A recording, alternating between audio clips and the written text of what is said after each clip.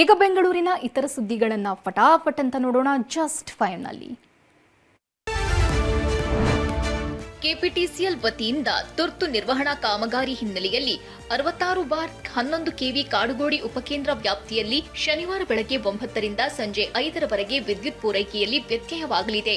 ಹಾಗೆ ಸೋಮದೇವನಹಳ್ಳಿ ಉಪಕೇಂದ್ರದ ವ್ಯಾಪ್ತಿಯಲ್ಲಿ ಶನಿವಾರ ಬೆಳಗ್ಗೆ 10 ರಿಂದ ಸಂಜೆ 4ರವರೆಗೆ ವಿದ್ಯುತ್ ಪೂರೈಕೆಯಲ್ಲಿ ವ್ಯತ್ಯಯ ಆಗಲಿದೆ. ಭಾನುವಾರ ಮಧ್ಯಂತರ ವಿದ್ಯುತ್ ಪೂರೈಕೆಯಲ್ಲಿ ಅಡಚಣೆಯಾಗುವ ಸಾಧ್ಯತೆ ಇದೆ.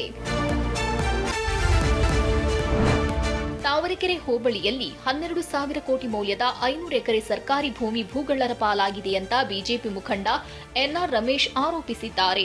8,879 ಪುಟಗಳ ದಾಖಲೆಗಳನ್ನು ಲೋಕಾಯುಕ್ತ ಹಾಗೂ ಇಡಿಗೆ ನೀಡಿದ್ದು ಉನ್ನತ ತನಿಖೆಗೆ ಆಗ್ರಹಿಸಿದ್ದಾರೆ. ಮಾಗಡಿ ಶಾಸಕ ಎಚ್ಸಿ ಬಾಲಕೃಷ್ಣ, ಪತ್ನಿ ರಾಧಾ, ಬಿಬಿಎಂಪಿ ಮಾಜಿ ಉಪಮೇಯರ್ ಪುಟ್ಟರಾಜು, ಪತ್ನಿ ಮಾಲಾ, ಇಬ್ಬರು ಐಎಎಸ್ ಹಾಗೂ 5 ಕೆಎಸ್ ಅಧಿಕಾರಿಗಳ ಸಹಿತ ಹಲವರ ವಿರುದ್ಧ ಆರೋಪ ಮಾಡಿದ್ದಾರೆ.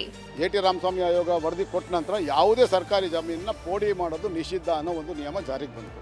ಹಾಗಿದ್ದಾಗಲೂ ಕೂಡ ಬೃಹತ್ ಬೆಂಗಳೂರು ಮಹಾನಗರ ಪಾಲಿಕೆ ಗಡಿ ಪ್ರದೇಶಕ್ಕೆ ಹೊಂದ್ಕೊಂಡಂಗಿರ್ತಕ್ಕಂಥ ಯಶವಂತಪುರ ವಿಧಾನಸಭಾ ಕ್ಷೇತ್ರದ ಬೆಂಗಳೂರು ದಕ್ಷಿಣ ತಾಲೂಕು ತಾವರೆಕೆರೆ ಹೋಬಳಿಯಲ್ಲಿ ಮಾತ್ರನೇ ಸುಮಾರು 504 ಎಕರೆಗಳಷ್ಟು ವಿಸ್ತೀರ್ಣದ ಸರ್ಕಾರಿ ಸ್ವತ್ತು ಕಬಳಿಕೆ ಆಗಿರ್ತಕ್ಕಂಥದ್ದು.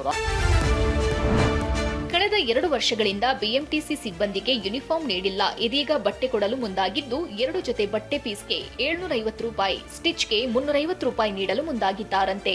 ಇಷ್ಟು ಹಣದಿಂದ ಬಟ್ಟೆ ಹೊಲಿಸಿಕೊಳ್ಳಲು ಸಾಧ್ಯವಾಗ್ತಿಲ್ಲ ಅಂತ ಸಿಬ್ಬಂದಿ ಕಿಡಿಕಾರ್ತಿದ್ದಾರೆ. ಹೆಚ್ಚಿನ ಹಣ ಕೊಡಿಸೋದಾಗಿ ಸಚಿವರು ಭರವಸೆ ನೀಡಿದ್ದಾರೆ. ಆಗ ₹700 ಬಟ್ಟೆಗೆ, ₹300 ಸ್ಟಿಚ್ಚಿಂಗ್ಗೆ ಅಂತ ₹1,000 ಕೊಡ್ತಾ ಇದ್ದಾರೆ. 2 ಜೊತೆ ಬಟ್ಟೆ ₹1,000 ಆಗೋದಿಲ್ಲ, ಕಷ್ಟ ಇದೆ. ನಾನು ಹೊಲಿಸ್ಕೊಳ್ಳೋಕ್ಕೂ ಮತ್ತು ಬಟ್ಟೆ ಇದು ಕಷ್ಟ. ನಾನು ಮಾತಾಡಿ ಮುಂದಿನ ಬೋರ್ಡ್ ಇರುತ್ತೆ, 4 ಬೋರ್ಡು ಸಪ್ರೇಟ್ ಬೋರ್ಡ್ಸ್ ಇದೆಯಲ್ಲ, ಅವರು ಬರೋದು ಇನ್ನೂ ಸ್ವಲ್ಪ ಹೆಚ್ಚು ಮಾಡೋಕ್ಕೆ.